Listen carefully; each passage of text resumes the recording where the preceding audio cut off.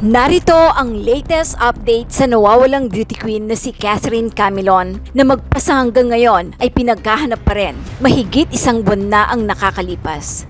Ibinunyag ang posibleng kinaroroonan at posibleng nangyari kay Jeffrey Magpantay, ang bodyguard at personal driver ni Police Major De Castro na sangkot sa pagkawala ni Miss Camilon. Wala pa umanong malinaw na prueba kung buhay pa ang nawawalang Batanggenyang teacher at beauty queen na si Catherine Camilon. Ayon kay PNP spokesperson, Police Colonel Jane Fajardo. Ayon sa PNP naman ay sasalang na sa piskalya para sa preliminary investigation ang itinuturing na pangunahing suspect na si Police Major Alan De Castro sa darating na December 19 at sa January 9, 2024. Matatanda ang kinasuhan ng PNP ng kidnapping at serious illegal detention ang pangunahing suspect na si Alan De Castro, Jeffrey Ariola Magpantay at 2 pang individual.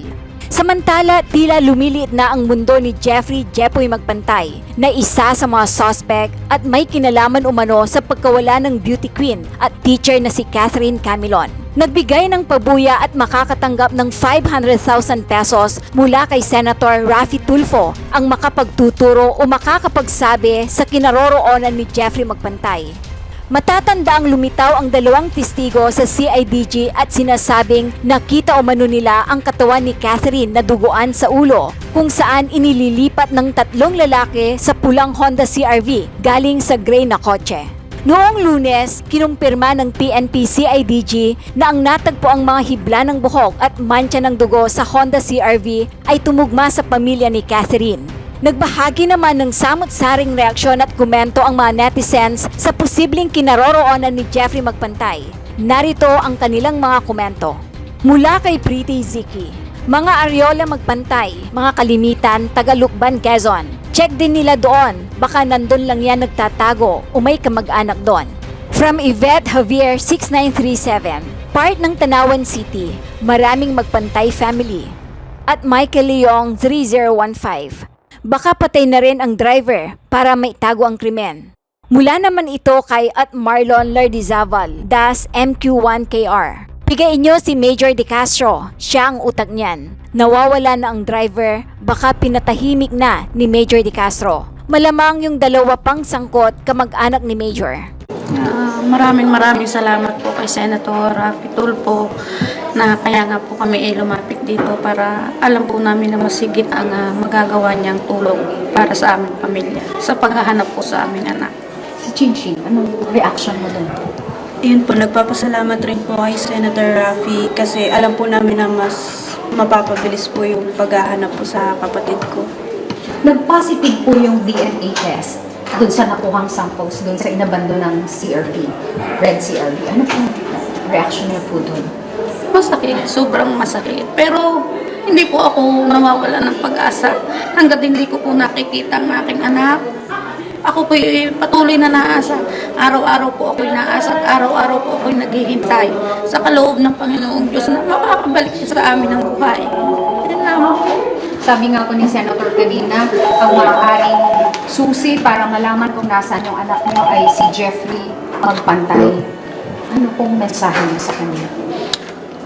Gaya din na ho ng kahilingan ng iba, lumabas siya at nang malaman kung sino ang siya na rin siguro ang makakapagsabi kung ano yung tunay na nangyari. Ipakita niyo nga yung pagmumukha nung yung si Magpantay. Si Jeffoy po. Jeffrey. Ako po ay magbibigay ng reward. Ginawa ko to noon, nasold ko, gagawin ko ulit ngayon. Magbibigay po ako ng 500,000 pesos reward sa makapagtuturo sa kinaroroonan ni Jeffrey Jepoy Magpantay. Isa pong napakahalagang witness ito. Jeffrey Jepoy Magpantay. Kapag naituro niyo po yung kanyang kinaroroonan at hanggang sa siya po ay nasampahan ng kaso, makakatanggap po ang sino man ng 500,000 pesos cash coming from me from my own pocket. Pero ko pong sarili yan. Ayan po. Pagmasdan po na mabuting pagmumukha po ni Jeffrey Jepoy Magpantay. Meron pa ba tayo mas magandang picture? Wala na po yan. Yan lang po inaano natin. Ayan po. Colonel? Okay, tawag mo si Colonel. Taga saan ba ito? Si Magpantay? We need to know his whereabouts, kung saan siya nakatira para baka may makakilala sa kanya rito.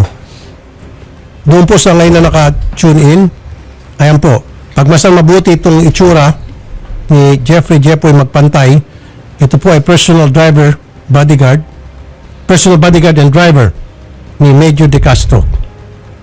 Siya na po, ayon sa nakakita, testigo, kasama sa nagbitbit sa katawan. Nagbitbit kay Miss Catherine Camilon papunta sa isang red CRV Honda. At nagtatago na ngayon. Okay? So, hindi alam kung nasaan siya, kung taga saan siya. Opo, wala pa sir. Pero, tawagan nga natin si Major, si Colonel. Hindi, kasi pwedeng humingi. Nakikita niyo ba itong si Magpantay, ma'am? Hindi po. Okay, tawagan natin si Colonel. Kasi the Colonel can ask the family of the Major. Kasi siyempre, itong driver niya ito at bodyguard, for sure, alam ng mga kamag-anak ni Major, family ni Major, kung sino talaga ito si Magpantay. Siyempre, driver, bodyguard niya, kasama-sama niya palagi sa bahay. Kung saan siya pumunta, call the PNP. One more time. Kahit pa paano, makatulong man lang sana tayo para medyo ma-zero in natin yung bang possible whereabouts nitong si Magpantay. Kung halimbawa, siya ay taga Batangas, di dun sa Batangas, mag-focus sa mga tao. Okay. Bumalik sa meeting. Opo. Alright. Sumaglit lang tayo sir. So, ganito ang gawin mo, Mary. Kailangan ng cooperation talaga dito. I'm sorry, I don't want to put pressure dito po sa kamag-anak ni Major na wala nang kinalaman sa court, sa kaso. Pero sa ngala ng pagbibigay ng linaw sa isang kaso na medyo malabo pa, nahirapan yung mga pulis natin para mapabilis yung paggulo ng kaso, ma-identify yung mga tamang suspect, then ang susi dito ay itong driver. And I'm sure kung driver bodyguard ito ni Major, then kilala ito ng family ni Major. Ano po? So the PNP should talk to the family of the Major para magbigay ng info. Hindi natin kailangan banggitin pa yung pangalan, pagkakalingan ng wife at family Major. Pero dapat mag-cooperate din yung family ni Major dito sa ginagawang investigasyon. At anong cooperation kailangan? Sabihin ng family ni Major kung sino itong si Jeffrey Jepoy Magpantay. At least doon man lang tutulong. Okay? Now, kung sumuka rito, Jeffrey Magpantay, tulad ng ginagawa ko, I'll protect you. I'll make sure na walang mangyari sa'yo at mahalan sa yung korte. Yun yung may pangako ko sa'yo. Diba? Yan na sir, si Colonel. Colonel Pajardo. Hello po, sir. Okay, isa na naman po. So ito pong si Jeffrey Jepoy Magpantay ay driver bodyguard po ni Major. So did you talk to the family of Major para tanungin kung sino talaga ito si Magpantay, taga saan siya? Baka pwede makita yung kanyang resume. Siyempre, pag nag-apply ito kay Major, meron itong resume at sinumita niya kay Major. Maraming mga information doon sa resume na maaring makatulong sa inyong investigasyon. Na-establish na po natin na Sir Rafi, base po sa ating investigasyon na ito po talaga ay personal driver po ni ni Major De Castro. Subalit kagaya ng nasabi ko kanina, Sir Rafi, ay ayaw pong magsalita, sir, ni Mr. De Castro, Major De Castro regarding po sa kaso po. Ang ibig sabihin ko, ay magsalita po ni Major, then yung pong family ni Major at least. Kasi kung driver talaga ito Major, kilala ito ng kanyang pamilya. Yes, Sir Rafi, nakiusap din po, sir, yung family po nitong ni Major na ayaw na po nilang magsalita tungkol po sa kaso na ito at nire-respeto na po natin. But this will not prevent us, Sir Rafi, para magkalap po ng ibang ebidensya para malocate po natin itong si Jeffrey Magpantay po, sir. Pero ma'am, anong masama doon kung kayo po, hindi man natin ibabanggitin yung pangalan ng pamilya ni Major, and I will respect that. Hindi ko babanggitin yung pangalan nila, pero we're trying to investigate a criminal case. I understand po, sir. Sige po, sir. Alamin ko po ngayon yan, sir, Sir Rafi, kung ang possibility po ng CIDG ay makausap po, sir, itong pamilya po ni Major De Castro para makakuha po ng ilang detalye. Kasi ma'am, there's such thing as yung bang hindi ka nag-cooperate sa isang investigation. Obstruction of justice po. Obstruction of justice po. Opo. No,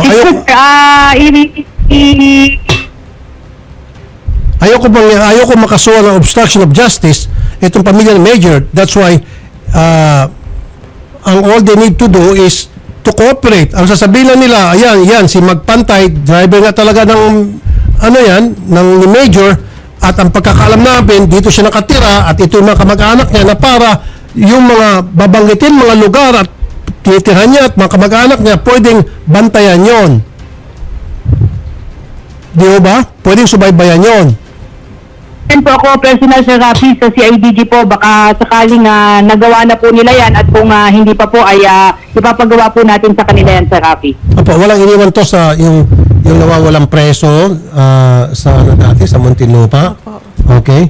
So meron silang listahan ng mga kamag-anak. Lahat ng mga kamag-anak, bahay ng mga kamag-anak, kinasing nila, binantayan nila, nahuli. O ganito Yes lang dito. po, sir. Yes po. So lahat ng Yes mga po, sir. kamag-anak ni Magpantay, mga kaibigan, sigurado ako, isa doon titirhan niya, di ikutan, bantayan. Di ba? Tama ba, Major? Sir, Kenel? Tama po, sir. Ginagawa po ng CIDG yung manhunt operation at nasisiguro po, Sir Rafi, na lahat po ng mga na-identify natin na posibleng pwedeng puntahan at pagtaguan po nito ay puntahan na po nila. Pero yung suggestion niyo po, sir, ay na makausap po yung personal nila na pamilya po, baka sakaling may makuha po ay aalamin ko po yan personal sa CIDG, Sir Rafi. Thank you po. Maraming salamat po, Colonel Jean Fajardo, PNP spokesperson. Mabuhay po kay Madam. Maraming salamat po, Sir Rafi. Good afternoon po. Okay, ayan po ma'am, nagbigay na ako ng reward. I'm sure, Salamat po, sir. maging yung kaibigan niya siguro, barkada, tropa niya, ibebenta siya. Ayan na, mga trops. Pakita niyo mukha ni Magpantay. 500,000 pesos, marami-rami din mabibili niyan. Lalo magpapasko ngayon. Ibenta niyo na. Yung sinasabi, ibenta nyo ng buhay. Ito, literal. Ibenta nyo ng buhay. Ibenta nyo ng buhay sa mga otoridad nang sa gayon, makatulong na kayo. Ipera pa kayo. Di ba? Na makapag-solve ng case, makapagbigay ng justisya, nagkapera pa kayo. Isipin nyo lang, mga trops, Magpantay, ilang mga inumin ang pwede mabili niyan. Diba? Pwede inumin tubig, soft drinks. Marami mabibili yan. Marami, yung 500,000. Kasi dati nagbigay din ako ng reward. Opo. Ilang beses ako nagbigay ng reward dito, tuwing nagbibigay ako ng reward na susunod. 500,000 pesos makapagtuturo hanggang sa masampa ng kaso itong si Jeffrey Magpantay at may kanta niya yung primary suspect, yung mastermind. Ayun, 500,000. Mag-subscribe at i-click ang notification bell para sa mga susunod na video updates. Maraming salamat po.